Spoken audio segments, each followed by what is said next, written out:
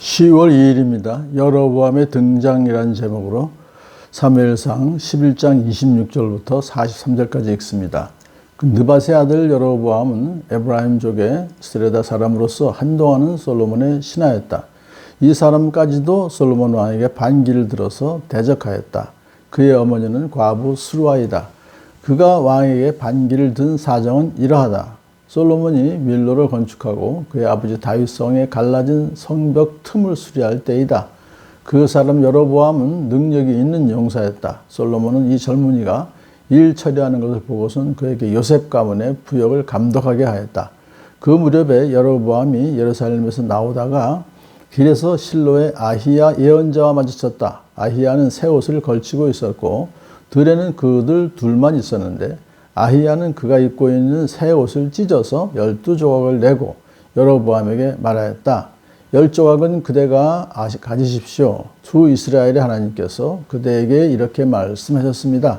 자, 내가 솔로몬 왕국을 찢어서 10지파를 너에게 준다. 그리고 한 지파는 내 종 다윗을 생각해서, 그리고 이스라엘의 모든 지파 가운데서 내가 선택한 성읍 예루살렘을 생각해서 솔로몬이 다스리도록 그대로 남겨둔다. 솔로몬은 나를 버리고 시돈 사람의 여신인 아스타롯과 모압의 신 그모스와 암몬 자손의 신 밀곰에게 절하며 그의 아버지 다윗과는 달리 내 앞에서 바르게 살지도 않고 법도와 율례를 지키지도 않았지만 내가 택한 나의 종 다윗이 내 명령과 법규를 지킨 것을 생각해서 솔로몬이 살아있는 동안에는 그의 온 왕국을 그의 손에서 빼앗지 아니하고 그가 계속해서 통치하도록 할 것이다. 그렇지만 그의 아들 때에 가서는 내가 그 자리를 빼앗아서 그 가운데서 10지파를 너에게 주고 한 지파는 솔로몬의 아들에게 주어서 다스리게 할 것이다. 그러면 그가 내 이름을 기리도록 내가 선택한 도성 예루살렘에서 다스릴 것이고 내 종 다윗에게 준 불씨가 꺼지지 않을 것이다. 여로보암아, 내가 너를 이스라엘 왕으로 삼겠다. 너는 내가 원하는 모든 지역을 다스릴 것이다. 내가 나의 종 다윗이 한 것과 같이 내가 명령한 모든 것을 따르고 내가 가르친 대로 살며 내 율례와 명령을 지켜서 내가 보는 앞에서 바르게 살면 내가 너와 함께 있을 것이며 내가 다윗 왕조를 견고하게 세운 것 같이 네 왕조도 견고하게 세워서 이스라엘을 너에게 맡기겠다. 솔로몬이 지은 죄 때문에 내가 다윗 자손에게 이러한 형벌을 줄 것이지만 항상 그러하지는 않을 것이다. 솔로몬이 여로보암을 죽이려고 하니 여로보암은 일어나서 이집트 왕 시삭에게로 도망하여 솔로몬이 죽을 때까지 이집트에 머물러 있었다. 솔로몬의 나머지 행적과 그가 한 모든 일과 그의 지혜는 모두 솔로몬 왕의 실록에 기록되어 있다. 솔로몬은 예루살렘에서 40년 동안 온 이스라엘을 다스렸다. 솔로몬은 죽어서 그의 아버지 다윗의 성에 묻혔다.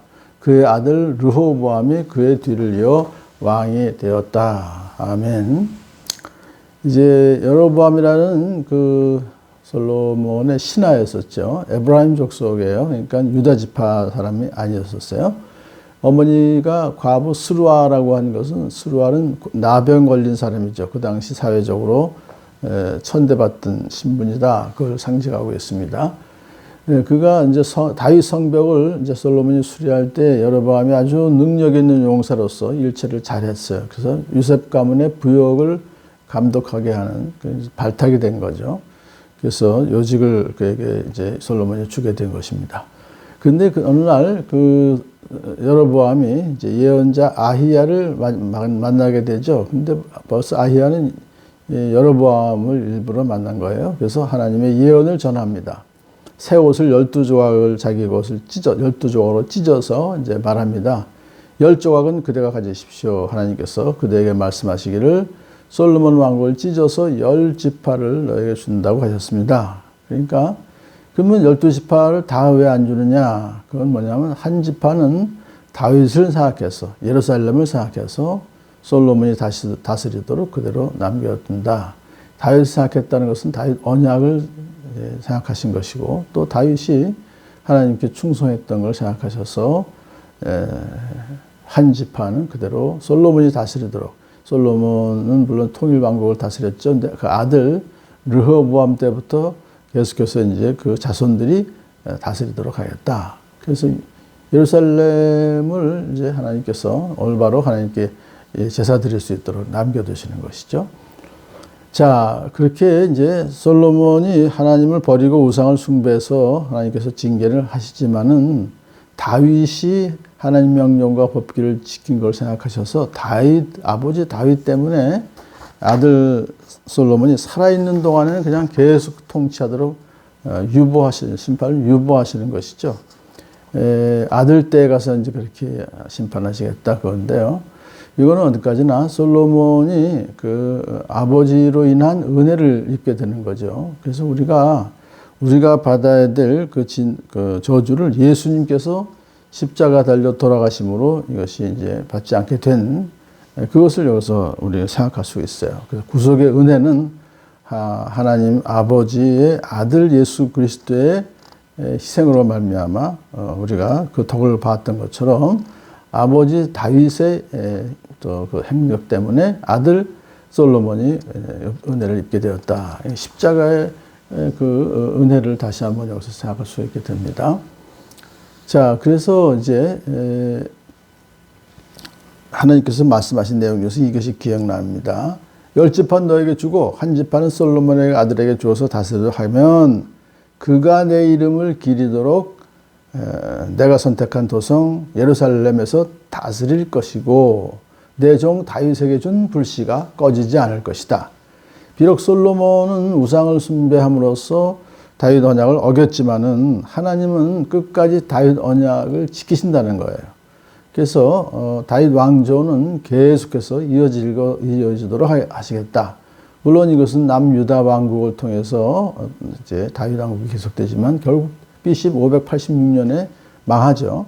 육신적인 세상적인 다윗 왕국은 망했지만 이 다윗 언약은 계속해서 불씨가 꺼지지 않게 하실 것이라는 것은 바로 예수 그리스도를 통해서 만왕의 왕 되신 예수님께서 이제 하나님 나라를 세우셔서 계속 다스리시는 것을 이제 벌써 여기서 미리 얘기하신 것이다. 그렇게 볼 수 있습니다.